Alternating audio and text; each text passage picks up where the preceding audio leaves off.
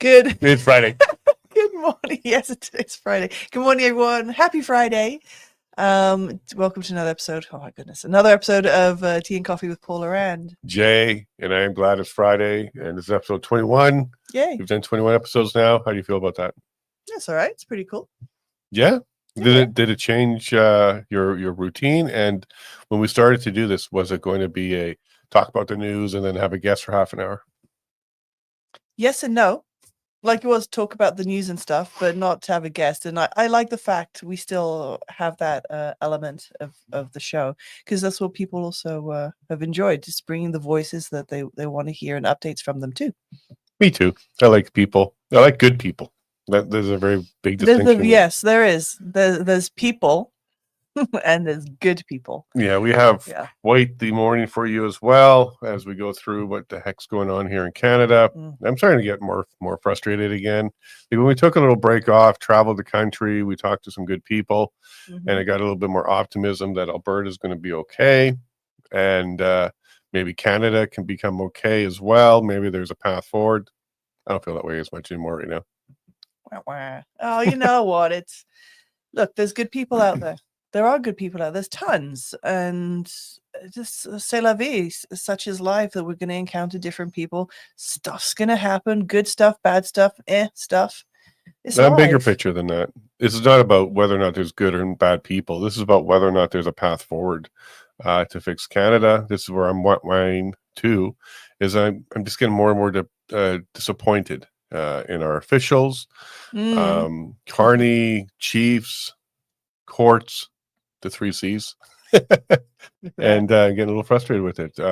Each morning now, as I'm scrolling through the news and going through X and catching up on stuff, it's like, wait a minute, is that the same guy as that? No, it's a different one now. Oh my gosh, there's another one. Like, what's going on here? And some people are trying to make light of the situation, which is fun. I like that. And we'll get into some of those as well. But with Carpay being attacked on his license, we'll talk to him about that today because John Carpay is our guest today. To the courts letting people out that shouldn't be out, and then we see people that just did mischief and they're staying in and looking at years, and it's getting frustrating. Even with Detective Helen Gross matter, there's a small update, not much information, but we'll get into that as well. But look, I'm not all hope is lost, because I really do believe Alberta is going to be okay. Yes. I do believe Alberta is going to be okay. Yes. We're the Wild West now. That's our new label, so we'll take it. But I do believe Alberta is going to be okay. I don't believe Canada is going to be okay. So that's where I'm sad. Yeah, I can see that too. Unfortunately. Just so you know, he pulled a face at me once the camera went. This is what I have to work with. This is the professional environment I have to work in. Well, we're not professional, just to be clear. That was not true at all. She's not telling the truth on a Friday morning. Oh my goodness. We are anything but professional. We are. How dare you? How dare you? Okay, you do impersonations too. Crazy Paula.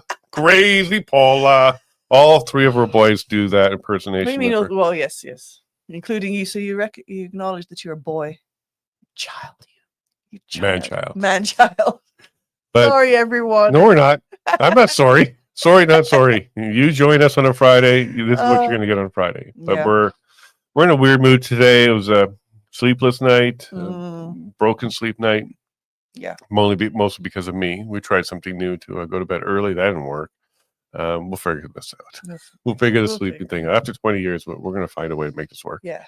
But exciting day for us. Wilbur is coming over to our place. So we're going to be working on that in a couple of hours.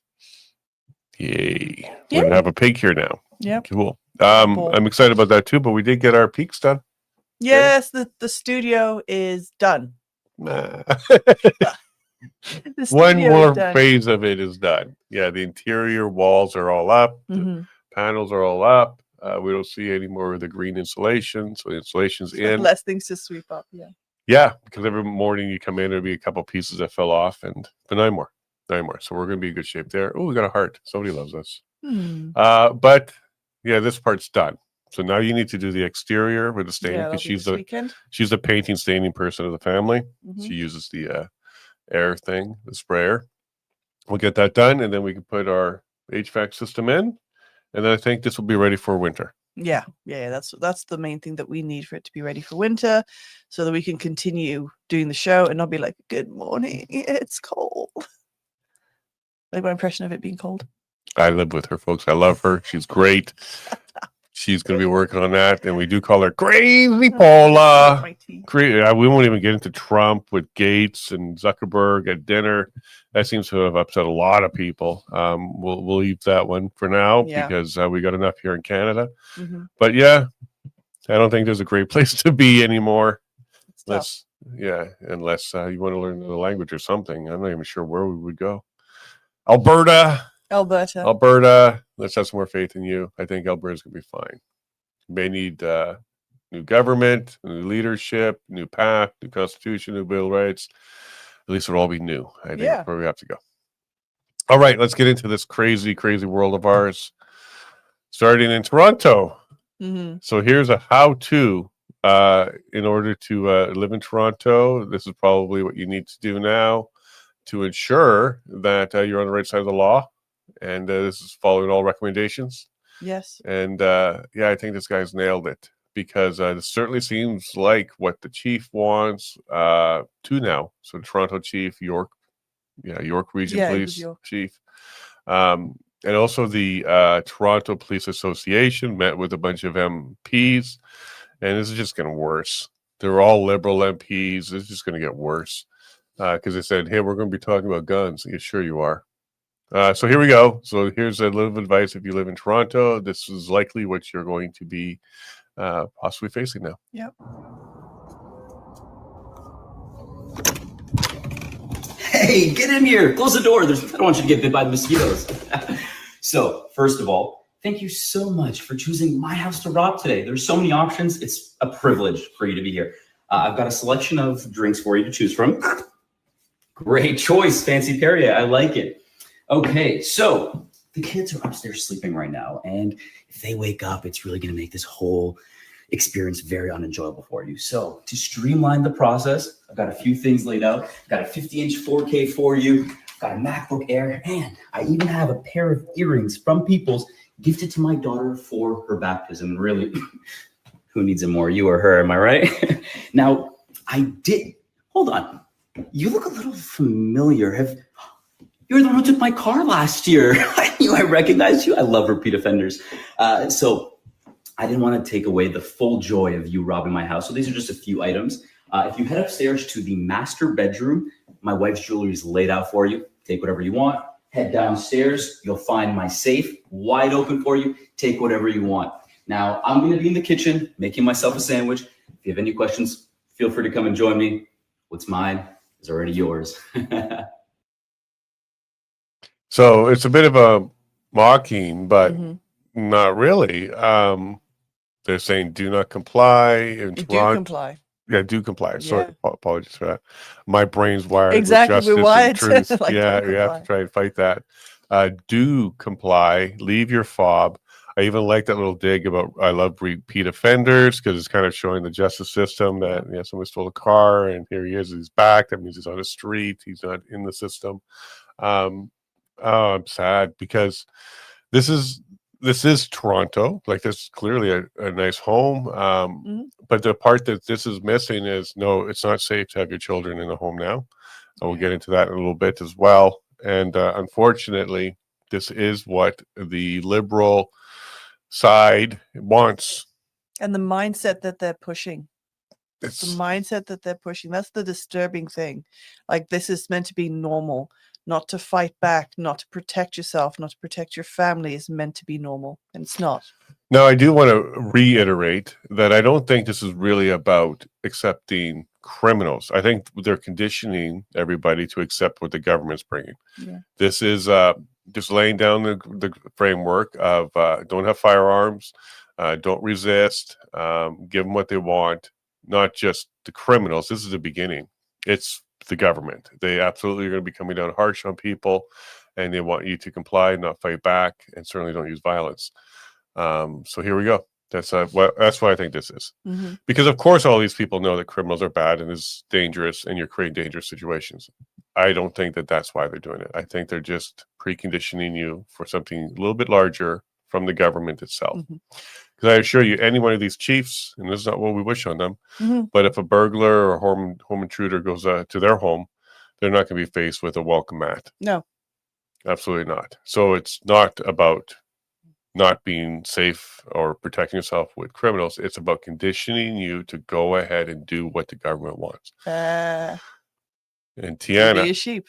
yeah, and Tiana, go watch this video. We can't play it on here Mhm. because she is very unfiltered, and this is why we love her so much. But she says Canada is the dumbest country on the planet. Go through her example. She's not wrong, and she's talking about exactly this, what we're talking about right now.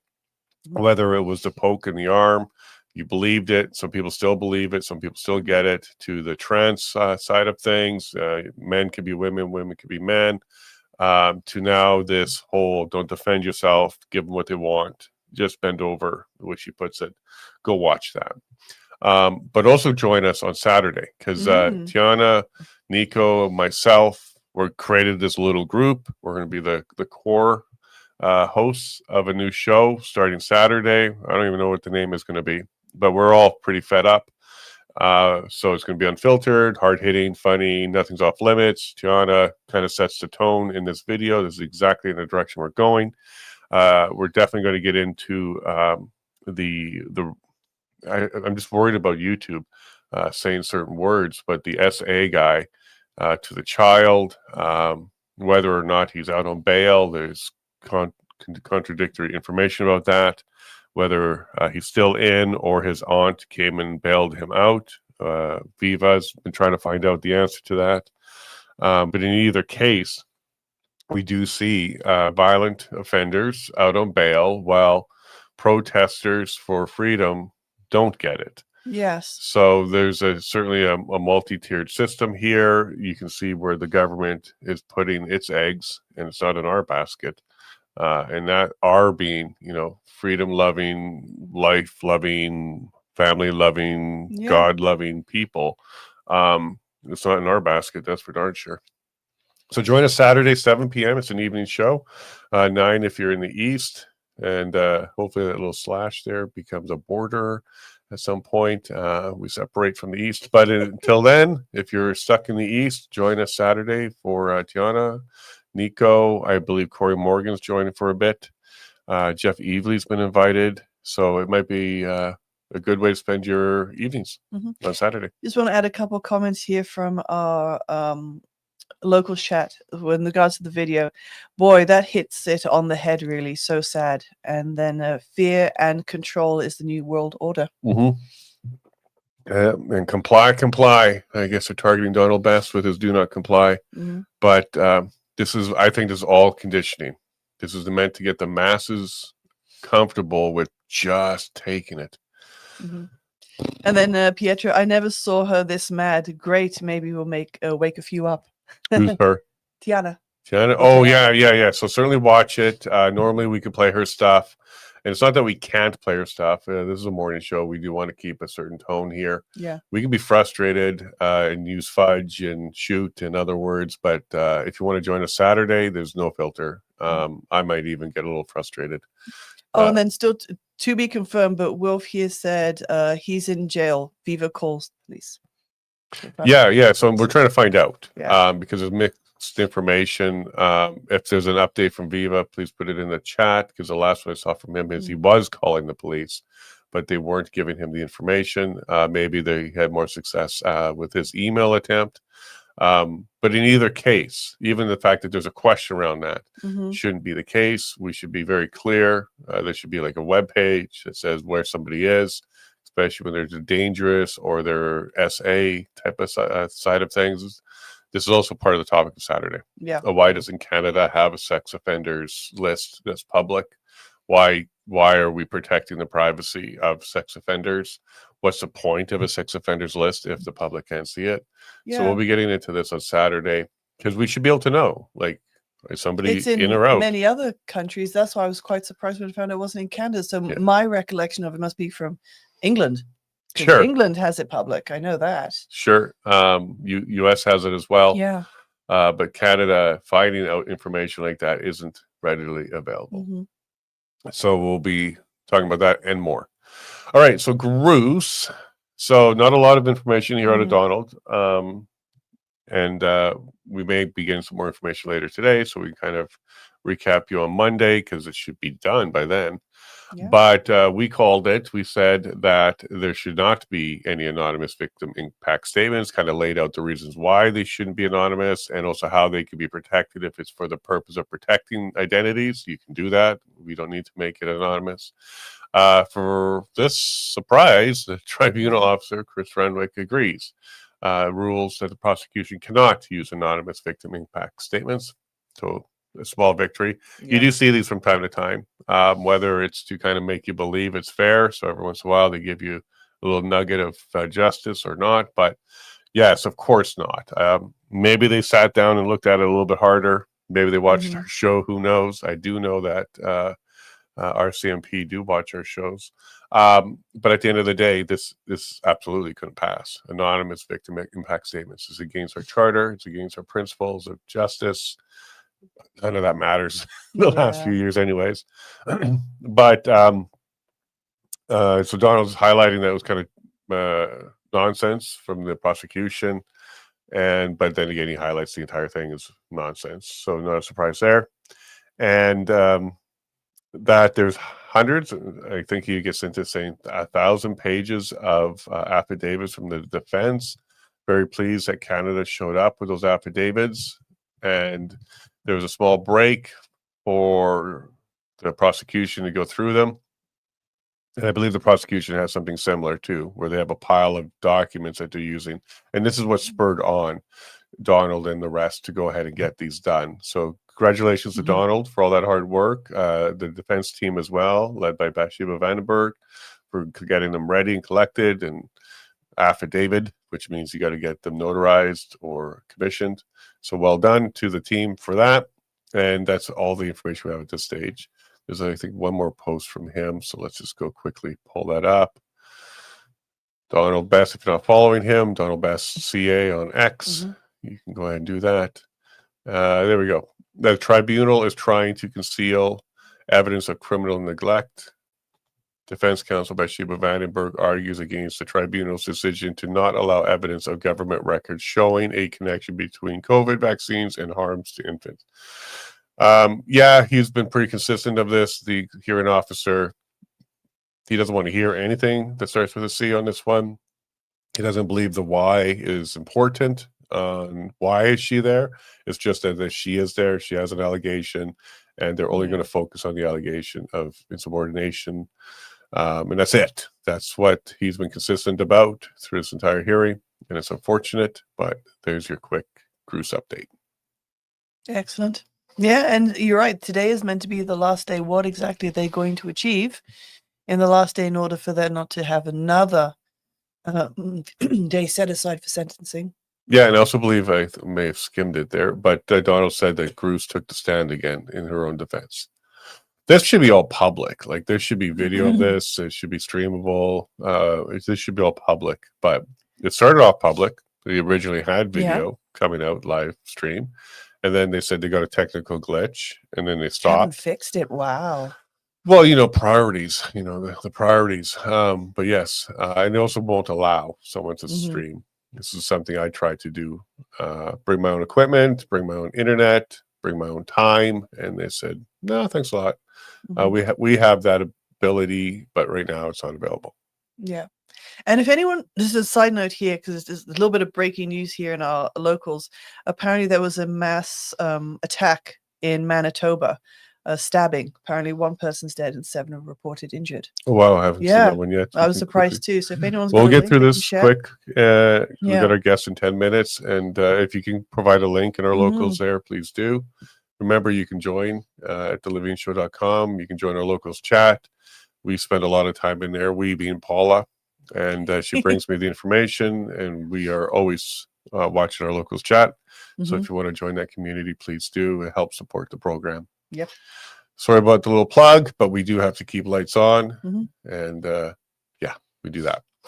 So here's another one of these little comparisons. So Tamara Leach, 49 days in jail before bail, crime mischief, and Shakir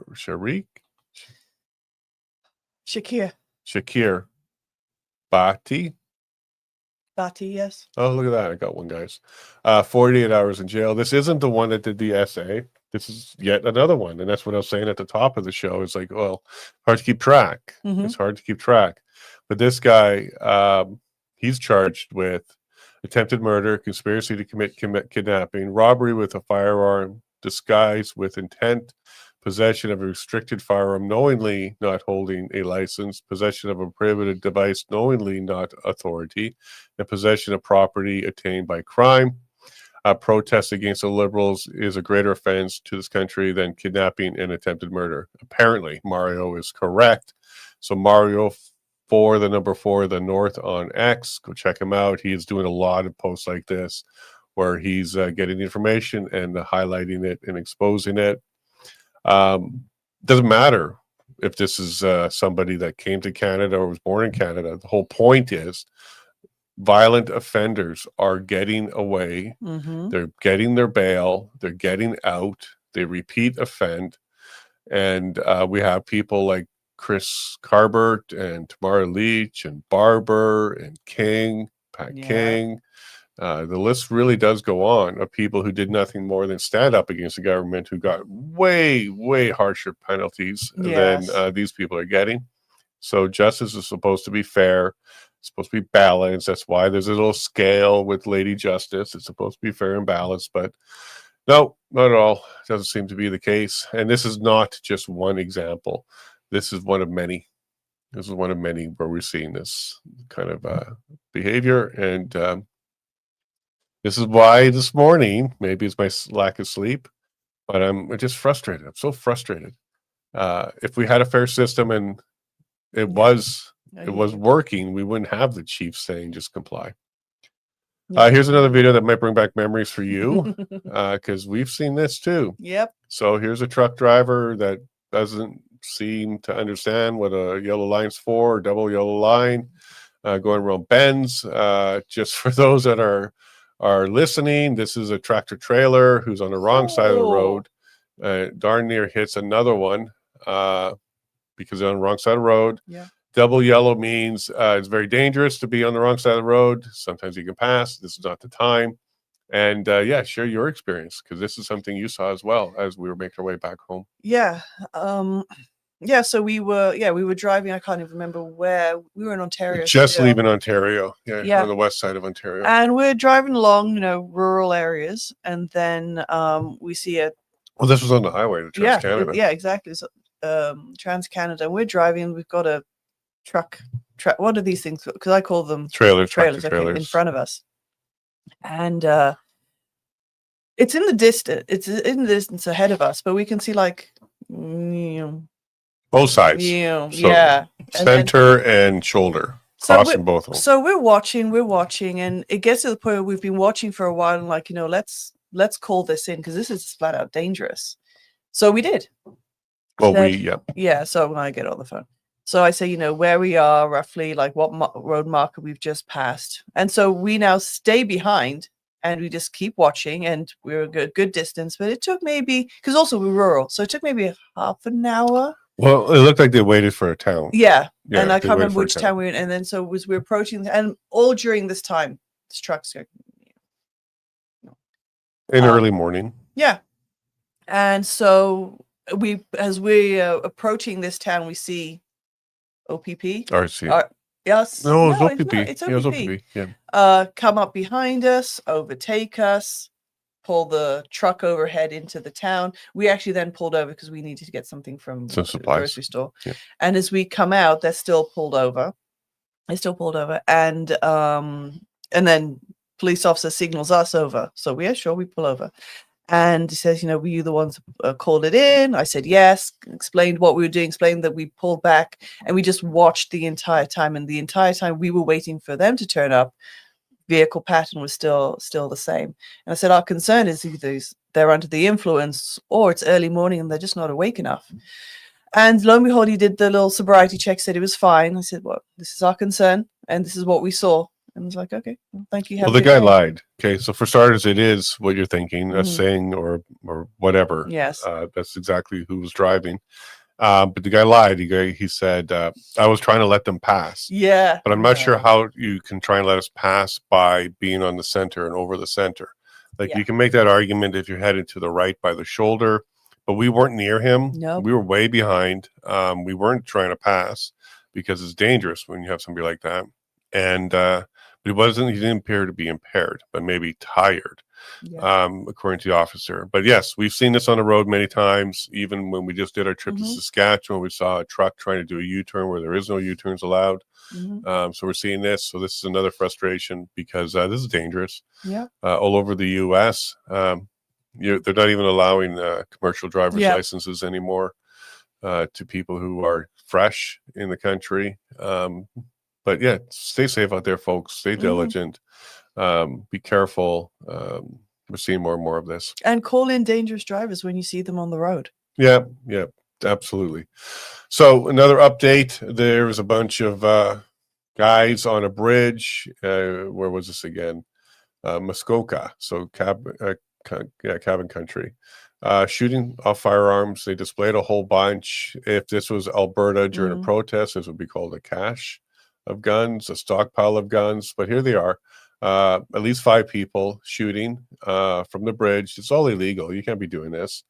This is a show of intimidation. They took their own video. They posted their own video. They put it out there. This is a show of intimidation to Canadians that even in your cottage country, we will go ahead and do whatever we want. That's the message here. However, they did arrest one of them, just one, a 24-year-old from Brampton. No surprise there. We left Brampton because it was getting pretty overwhelming with people who had different beliefs than we did, and safety was a big concern. Theft was happening to us.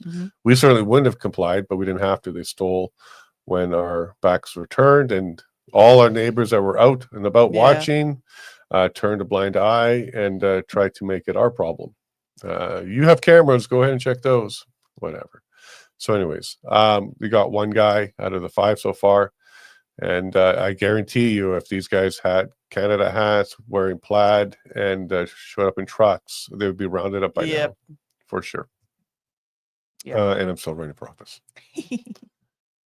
All right, so as we get ready for John should be joining us shortly. This is John Carpay.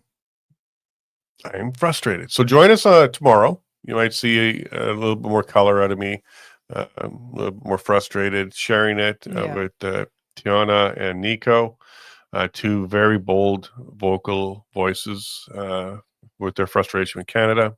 We're going to get into exactly what Tiana was talking about, how Canadians are dumb. This is her term because you're just putting up with it. You're allowing it. You're not pushing back. You're afraid. You're taking it. You're putting it in place. Yeah. And you're basically giving the green light to this kind of behavior when you cast your vote for the Liberal Party. Boy. Okay. That's where we're at on that. I put you on the spot. Oh, well, yeah, it's incredibly frustrating. This is what we're speaking out against. This is what we are. And again, there's a little promo. This is where we're encouraging people to go ahead and, run municipal council, run for your school boards, stand up and make the change, put the voices out there that others can follow, that we just don't want this. We just don't want this. So you found a post? Yeah, so I found this. So hold on a second. Let me go to it. So yeah, woman and suspect killed, at least 7 more injured in a stabbing attack in Manitoba. And it does look like it was in reserve. A woman has been killed and the suspect, her brother, is dead after multiple stabbings in Hollow Water First Nation, a small Manitoba community. Her brother. Oh, that's unfortunate. On the eastern shore of Lake Winnipeg. At least 7 people in hospital with serious injuries.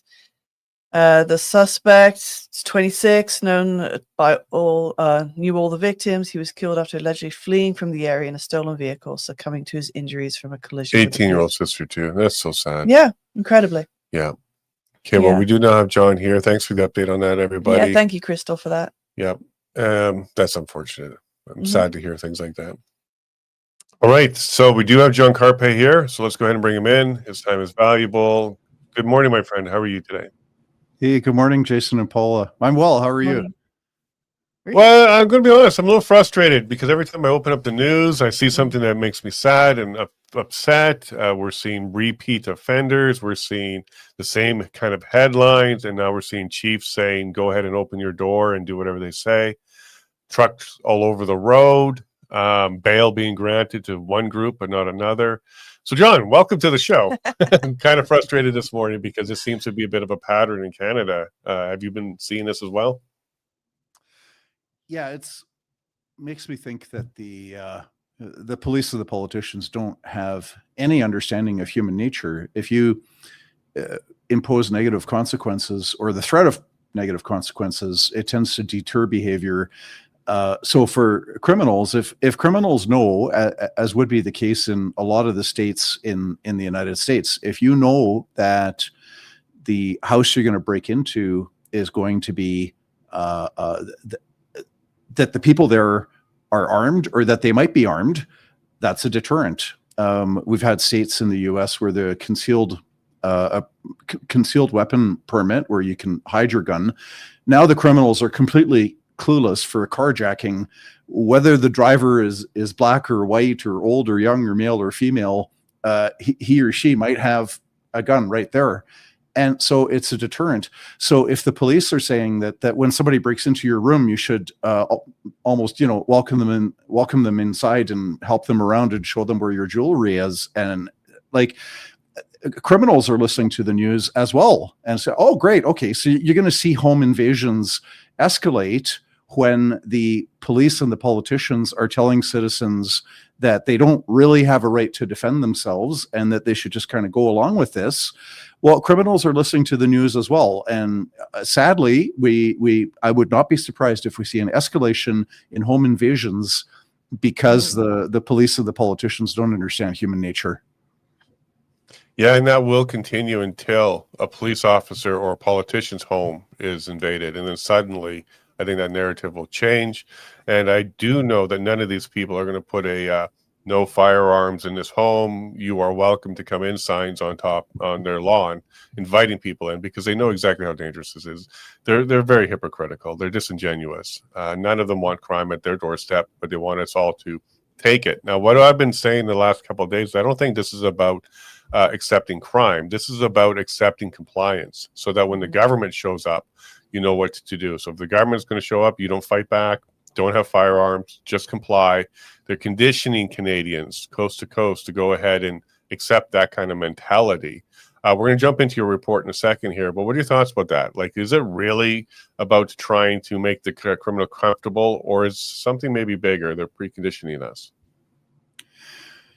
I won't speculate as to what's going on in the hearts and minds of other people, but I will agree with you that the practical effect, whether they intend it or not, is to have, as Tocqueville wrote in Democracy in America, a flock of timid and industrious animals who look to the government as their shepherd. And this is the direction that we're moving in. Tocqueville wrote this in 1832. On Democracy in America was the title of the book, and he warned about how you could get to a point. I don't know how he saw this almost 100 years ago, that you would have this cold, wet blanket of regulations that stifle innovation and independent thought, and gradually turning the people into a herd of timid and industrious animals who look to the government as their shepherd. So we've got to fight against that because that's the direction we're going in.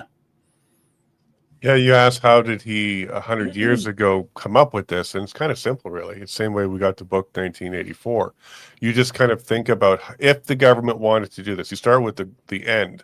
If they wanted to do this, passive society, be able to do whatever they want, have everybody in lock and step, what would you need to do? And you kind of just deconstruct it from there.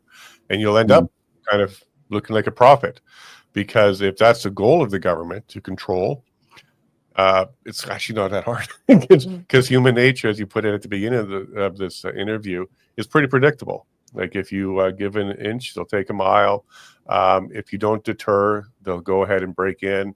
It's pretty predictable. Human nature is pretty predictable. So maybe this is how these people look like prophets, because they're looking at, if the government wanted to go to here, what would the path look like? And this is why we should be paying attention, because history repeats itself. We have a lot of people that come to Canada escaping tyrannical governments and dictatorships, saying, hey guys, when they come after your guns, your speech, your journalist, your freedom, you should watch out, because it doesn't end well. It never ends well. You see some of these patterns as well? Yes, we've got, well, when the lockdowns were imposed, the Justice Centre, of course, we were the only civil liberties organization in Canada that called for an end to lockdowns. Other civil liberties groups were, they quibbled with some of the rules going too far, but fundamentally they weren't opposed to the project. But we noticed a huge increase in our supporter base of East Europeans who had fled, who had lived under communism. These people said, when you see these posters everywhere saying we're all in it together and we all have to give up our rights and freedoms for some higher cause, they really felt it. So there's a lot of immigrants from communist countries who can they have a far better sense of political realities than a lot of people who are born in Canada. Yeah, and then one of the big ones that we saw recently was the COVID lockdowns, response, coercion. If you wanted to work, fly, travel, anything, you had to do certain things. They say later that it wasn't required. You had the choice, but did you? And then Alberta did a report on the response here in Alberta, and I believe you're in Calgary, right? You're down in Calgary. Did a response report. And that's kind of basically been ignored. It's been ignored by the mainstream. It's been ignored by the Alberta government, even though they commissioned it. So you guys kind of took it a step further and created a report and released it just a couple days ago. Let's go ahead and bring this up. A new report from the Justice Centre exposes COVID policy failures and rising unexpected deaths. So here's what I'm really pleased about with your report is you took the COVID policy failures, which pretty open. We've been talking about that for quite some time. Even the Davidson report covered some of them, high level, but the unexplained deaths, you guys went into that one as well. What was the catalyst to this report being put together? And was there anything that surprised you, or is this just basically a summary of the last 3 years in your mind? Well, the Statistics Canada data is what this report is based on, which is going to make the conclusions quite hard to refute, because you can't say, you're wearing a tinfoil hat and you got this all off of a conspiracy website. We're basing these findings on what Statistics Canada itself is saying. So anybody who disagrees with our conclusions, they'll have to roll up their sleeves and do a lot of hard work and review the Statistics Canada, the death statistics and statistics about increasing deaths from drug overdoses, from alcohol-induced deaths, so on and so forth, and really do a deep dive and do some digging if they want to release a report that suggests that our report is flawed in some capacity. But it's Statistics Canada. So what really the thing that blew me away the most is that according to Statistics Canada, COVID deaths went up after everybody got the shot, after everybody got jabbed. So in the first year of COVID, Stats Canada says there were 16,000 Canadians who died. Of course, other parts of the report, we talk about how these numbers are inflated and why they're inflated and so on. But taking it at face value, StatsCan says we had 16,000 Canadians died of COVID in 2020 in the first year before the vaccine. After 80% of the population gets injected, including probably more than 90% of seniors who are the most vulnerable, COVID deaths in Canada went up to 20,000. It was a 1/4 increase from 16,000 to 20,000. So, really, Stats Canada data really begs the question, is this vaccine effective? After everybody gets injected, COVID deaths in Canada went up by 25%. Yeah, we've known this. Okay, Yeah. so there's a lot of us. If you're following Danny Rancourt or Dr. Chris Shoemaker, you even look in the U.S. at the Cleveland Clinic's report that they put out. They have 50,000 employees, so they kind of had a big data sample, and they didn't have mandates there. So 8,000 of their employees didn't take the vax by choice, and they weren't forced to in order to keep working. And they noticed, after doing their own data crunching, just like you did with Stats Canada, that you were 4 or 5 times more likely to get COVID and suffer from COVID if you received 4 or 5 of the vaxes and doses. Whereas all their non-vax staff were healthy, they were showing up, they weren't taking time off, no family complications. Mm-hmm. And this is just a 50,000 employee network, a hospital network, that crunched their own information and said, look, you are more likely to get sick if you got it.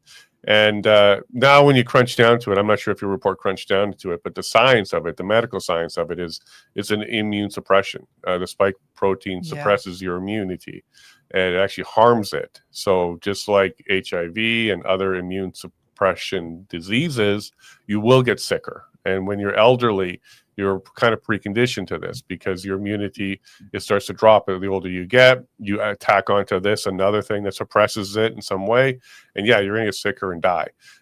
So I'm not sure if you guys drill down into the medical side.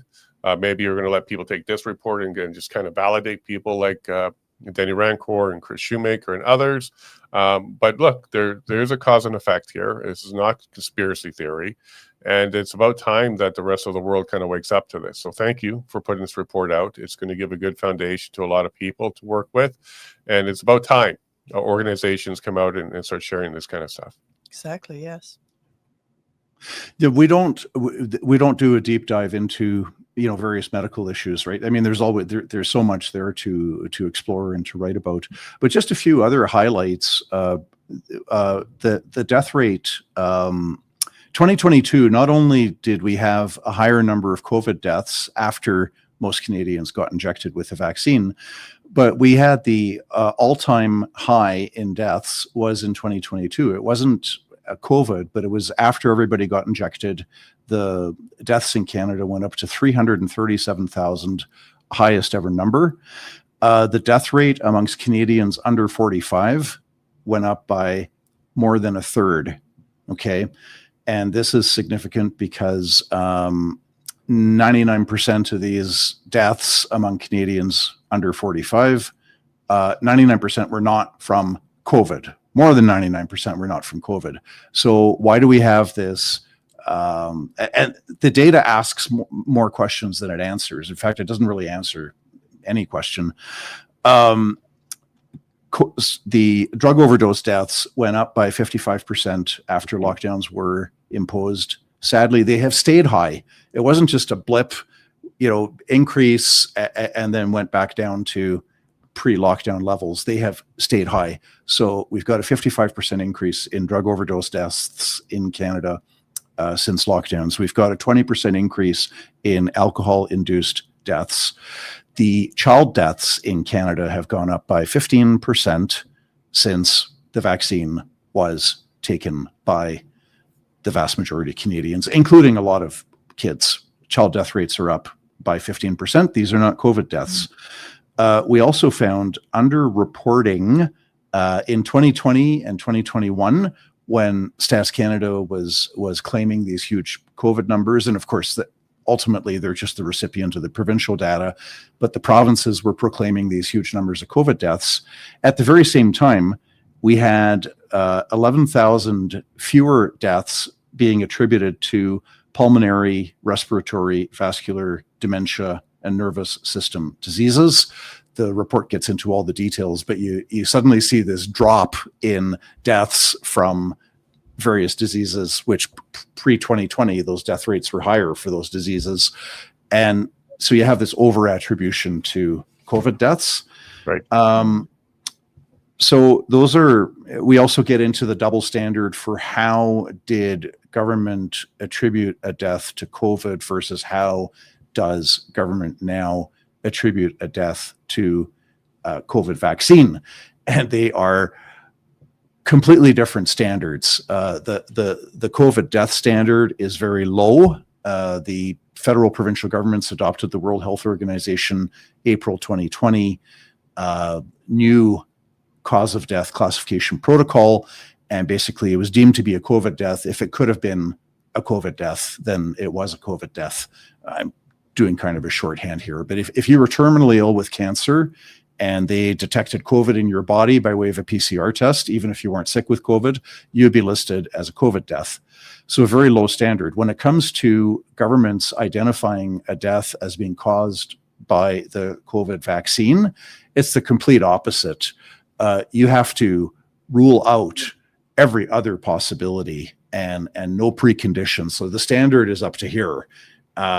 It's very, very hard to, even if you die within a few hours or a few days after getting the COVID injection, it's like, well, they're not going to rush to any conclusions. They're going to really force you to take a very hard look at anything else that might have caused it.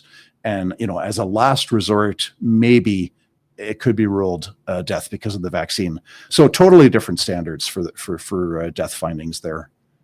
And that's why we're seeing so many denials in VISP. So many people are being denied. They're saying, no, your injury isn't from the shot. It's from something else, a pre-existing whatever, as many of a good friend of the show is aware of, because she's gone through it, and she's going through an appeal right now. But she was denied because her injury was not classed as from the shot. So there's not just the deaths, it's even from the injuries right now it's being denied. And you nailed it, John. Like, they will say everything but when it comes to vaccine itself, injury or death, but with or from didn't matter with COVID. Like, if you even in the PCR tests, there were a lot of false positives as well. So it didn't even rule that out. But we did have a guest on the show who started to feel symptoms and effects of it within 15 minutes of getting the shot, and was denied this support. And their excuse was, well, that was too quick. It was too quick. It's possible. So that was their answer. They didn't explain what it was. They said you must have had some diagnosed problem, and that's what it is. But it was just too quick after the shot for it to have been an injury from the vax itself. But yet now we've seen video of people after they got the shot, they were standing in line and they're passing out and they're getting hurt. We've had deaths at the clinics when they were getting shots. That's been exposed now.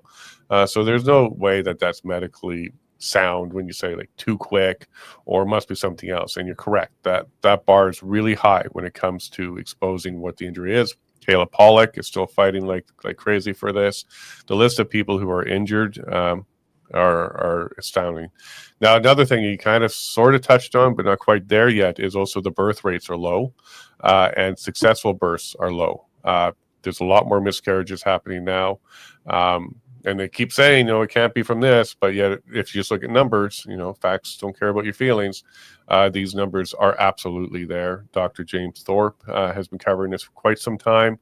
And it's just at this point where how can we keep denying it? Detective Helen Gruss is still going through her sentencing now. The hearing officer denied once again her attempt to bring in her justification of why she was looking into this stuff. He doesn't want to hear anything that starts with COVID at all, whether it's vax. Whether do you know if? Sorry to interrupt. Does Helen Gruss have a lawyer working for her? Bathsheba Vandenberg out of Calgary. Yeah. Okay. Good. Yeah. But she's at the sentencing stage now, and they're getting ready for the next stage, which will be appeals and judicial reviews and stuff like that. We're expecting bad news for her. Today is the last day that was scheduled, but things are moving very slow. They stopped the entire first day because the prosecution wanted to bring in anonymous victim impact statements. So they took an adjournment for the first day, and then came back as, no, we can't have anonymous victim impact statements. But if you ever take a look at this one, John, it's pretty crazy what's going on there. Let's get back to this report, because you even have some recommendations. It's always good when a report highlights a problem, but then also gets into possible solutions. So you got 3 key ones here. Number 1, provide timely and accurate death data. Statistics Canada and governments must address chronic reporting delays at the provincial and federal levels. I also suspect that it needs to be more, well, you say accurate here, but you've also found out that maybe some of these numbers are fudged. They're hiding deaths of other types, and moving it into the COVID side of things. And then when it comes to vaccine injury, the opposite's happening. Very little of them are actually accounted for as from the vax. So it also needs to be accurate. So that would be part of the challenge. Number 2, investigate harms caused by COVID lockdowns and vaccines themselves. Alberta's kind of pushing on some of this. Some of the lawyers out here are kind of pushing on some of this. Some of the work you guys do, including this report. And then number 3, protect freedom of expression for professionals. Oh boy, John, this is a tough one, especially journalists nowadays. They're coming after journalists too. YouTube has kind of opened up the door a bit when it comes to this conversation. They don't let you talk about the war, but they're letting you talk about this a little bit more. But lawyers, doctors, us, the journalists, and many other professions are still under attack when it comes to this conversation. Well, tyrants throughout history hate free expression, and whether they are, the external ideology, it might be communist, it might be fascist, it might be national socialist, it might be theocrat, it could be woke rainbow. The external ideology doesn't matter. Tyrants hate the discourse because they hate accountability, because when you have free speech, it facilitates people being held to account for, on a personal level if there's misconduct, but arguably what's even more significant is just on a societal level in terms of public policy. When you have free speech, you get criticism saying, well, these lockdown, for example, on the issues of lockdowns and vaccines, you're going to get people saying that the lockdowns didn't save any lives and inflicted a lot of harm. You're going to hear people say that the vaccine should never have been made mandatory, and you get these critiques. And tyrants have a thin skin, and they don't like to be questioned, and they have fragile egos, and they want everybody to praise their policies, or at least refrain from vociferous criticism.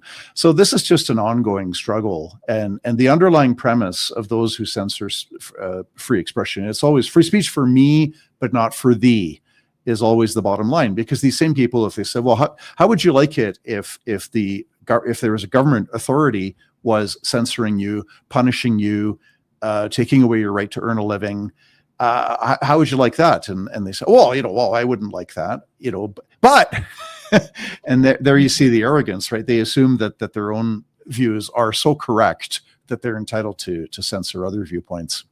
So that's just an ongoing fight. Amy Ham, British Columbia Justice Center is funding a lawyer for her. We're going to court because she was found guilty of professional misconduct for stating publicly that there's only 2 genders. Here in Alberta, the Alberta Law Society is getting sued over a political indoctrination course that all Alberta lawyers are required to take if they want to practice law in Alberta. It's also a violation of free expression. Yeah, let me share something that happened with me in Ontario, because I don't know if you're aware, but I got my license as a paralegal in Ontario, which meant in Ontario it's a regulated profession. We have to go through the law society there, pass a test, yada, yada. And one of the first things I had to go through as a paralegal there was critical race theory. They ask you your race and your gender as part of your profile on the website. They do give you the option to say no thanks, something like that. But of course I put it, and I was in a class of about 35 students, and I asked my fellow students after I went through that module, because it was required. It was part of the continuing development professionals. It didn't count towards your yearly hours, but it was required or you would lose your license. So I took it. And nobody else in my class, because I was the only white male, nobody else in my class said that they had to go through it. But the entire module was recognize that you have a privilege, recognize that the other side is going to be intimidated by you simply because of your race and your gender, your sex. And I have to adjust myself based on that, have to adjust my service and my representation for my client based on me as the legal representative because of my race and my sex. And that was in want to say 2017, 2018. So Yeah. even before this COVID stuff, before DEI became more mainstream, this was critical race theory. Now, I took the course. There wasn't a test at the end. It was just information. You had to go through it, click, click, click, and absorb it. But my license was threatened if I didn't do that. So this is the kind of stuff you're talking about when it comes to regulatory bodies attacking your ability to be a professional. Yep. The Law Society of Alberta, the political indoctrination training, it's a course called The Path, and it's about Aboriginals and Aboriginal rights, Aboriginal culture, et cetera, and it becomes very clear that they view colonization as a bad thing and decolonization as a good thing. They never come right out and say that decolonization would ultimately or logically mean that all Canadians of Asian, African, and European ancestry, we all need to pack up our bags and go back to Europe, Africa, and Asia. They don't come right out and say that, but it's clear that, you know, if you're African, Asian, European, if you're not Aboriginal, you should feel very guilty about having the wrong ethnicity. And I advocate for free speech. If anybody who wants to promote that, you know, they should not be censored. I'm in favor of free speech, but this is imposing this on every lawyer, and you have to go through it and you have to check off the boxes and let it be known that you understand this. And it's not as blatant of a violation. You could have a worse, you know, where you're required, like in Ontario, they had this statement of principles a number of years back where lawyers had to actually tick off a box promising to promote equity, diversity, and inclusion in their personal lives and not just on the job. And it was like a religious article of faith. So that was a far worse violation. But this course is still, it's a form of imposed speech. The worst thing about it too is that a regulatory body should not have a political agenda. The Law Society should be concerned about lawyers doing a good job for their clients. The College of Physicians and Surgeons should be concerned about doctors doing a good job for their patients. And that should be it. And yet they have these political agendas, which then leads to violations of free expression.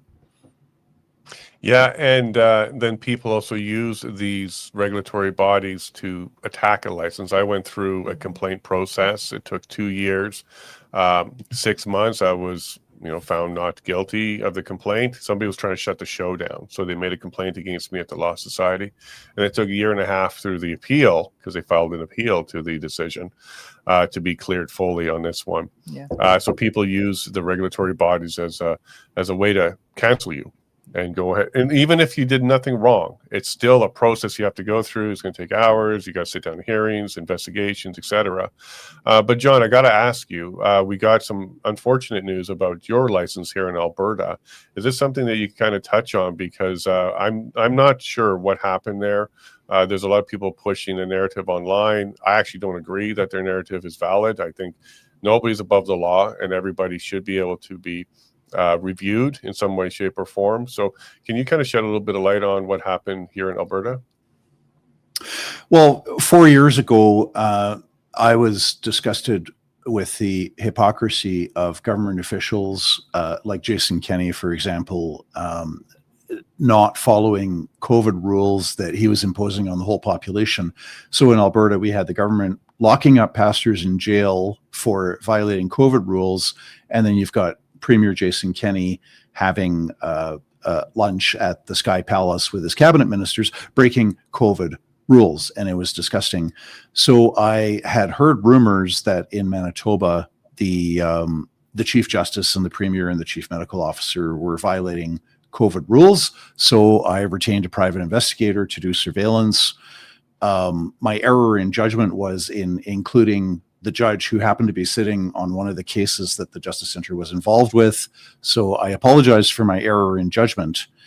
A complaint was filed against me with the Law Society of Alberta in 2021 after this became public, and I apologized. So a complaint was filed, and I was copied on a letter that the Law Society sent to the complainant saying that So this is a letter from the Law Society of Alberta. It says that the Manitoba Law Society is the proper jurisdiction, and that the Alberta Law Society and the Manitoba Law Society have agreed that the Manitoba Law Society assume responsibility for the proceedings.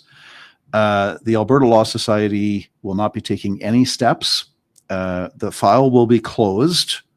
And so I went through disciplinary proceedings under the Manitoba Law Society, which took 2 years, and for which I spent about $50,000 of my own money, and I didn't fundraise for that, and the Justice Centre is not paying for any of that. When that was finally over and done with, I resigned from the Law Society of Alberta. I tendered my letter of resignation, to which they responded by saying, oh, no, we're not accepting your resignation letter. We're going to prosecute you and put you through disciplinary proceedings over exactly the same thing, the surveillance of government officials, including a judge. And we want to disbar you. And then, so finally, September 2nd, earlier this week, I got this. I heard about it secondhand. They didn't even notify me. But I heard from other people that the Law Society had sent out an email saying that they have disbarred me. And it's just a vindictive and political abusive process, because I was punished in Manitoba. I was sentenced to a lifetime ban on practicing law in Manitoba.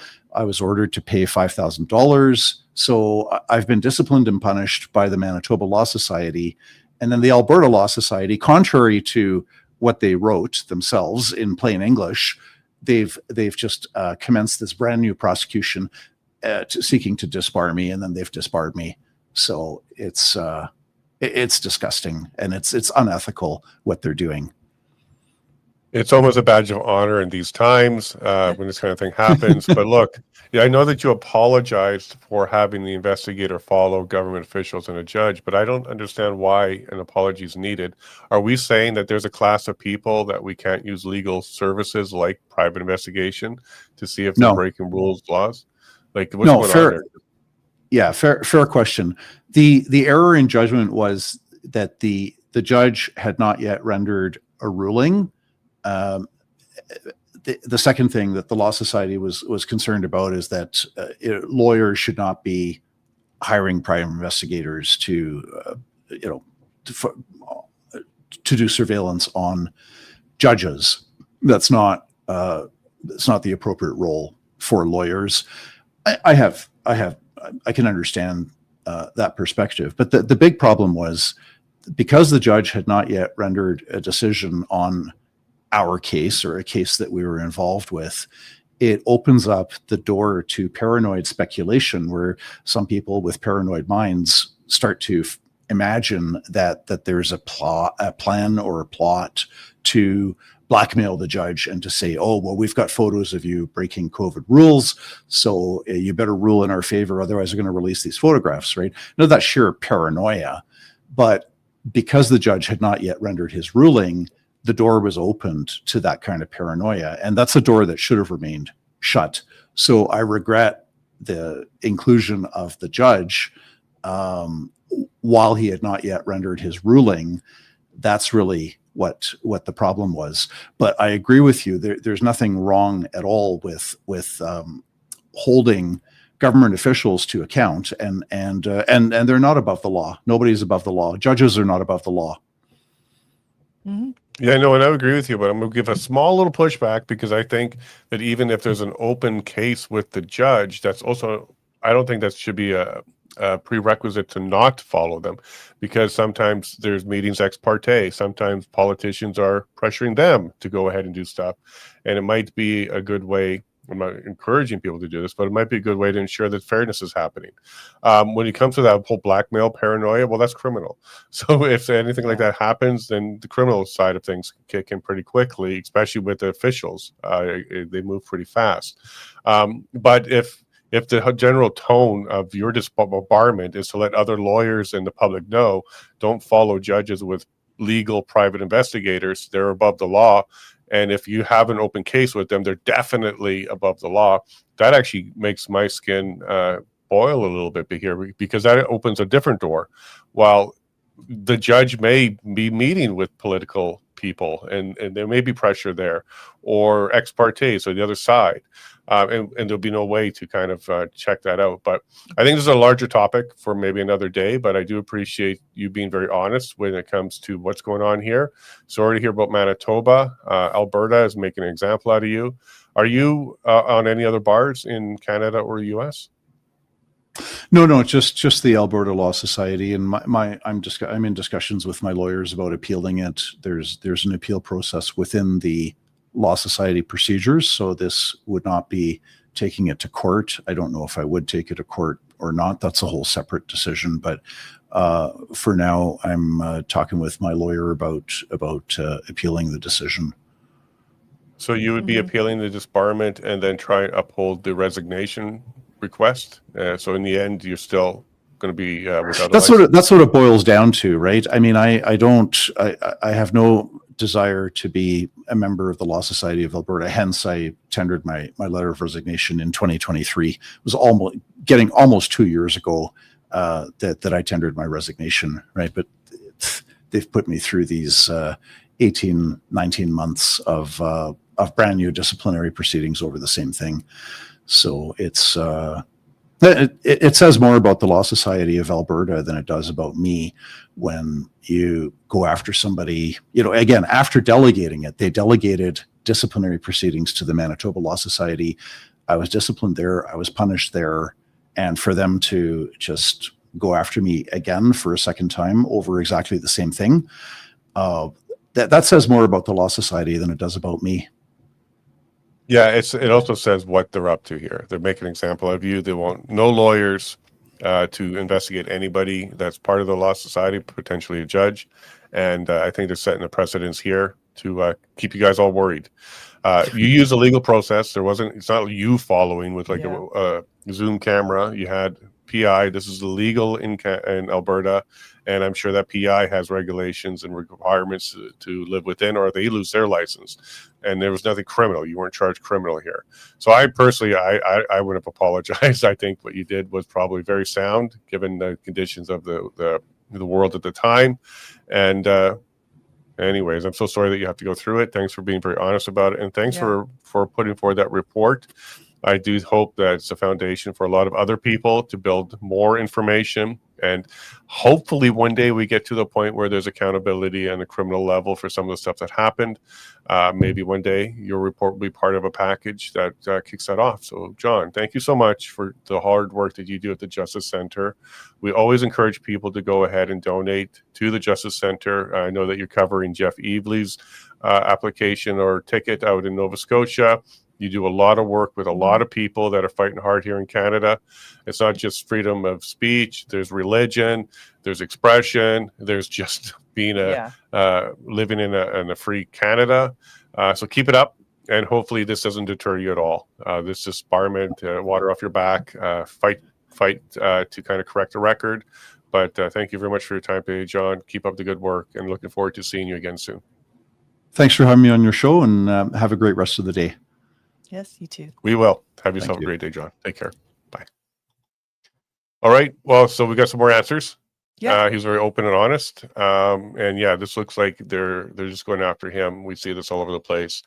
Danielle Smith offered and kind of said that the regulatory bodies need to kind of get back into the work that they're supposed to be doing. Mm-hmm. They're not supposed to be a big club for the profession in order to regulate the profession, to do stuff politically or socially in any way, shape, or form. They're supposed to just make sure that the quality of service is there and that there's trust in the system. And when the Law Society does something like this, I think it deteriorates the trust. Are they quite literally saying judges are untouchable? Yeah. Well, yes. Like it's frowned upon. It's it's not something we do. Why not? Because again, if there's nothing to see, then there's nothing to report on. Yeah, and I wouldn't have apologized. John's a good guy. He's really trying to make sure that things move along smoothly. He's got a lot of people that he helps, not necessarily directly represent because he doesn't have a license, but his organization helps a lot of people. So John, keep up the good work. We love you, man. And hopefully this is resolved and your resignation is accepted. Exactly. Not like he's trying to keep it, stay no. You can't resign. we're going to take it away. Yeah, kind of brutal. All right, folks, there we go. We ran a little bit long, but we definitely wanted to get through that report with John and understand a little bit more about the situation that popped up recently. So thanks for all your comments. We love you guys all very much. Have a fantastic weekend. And God bless.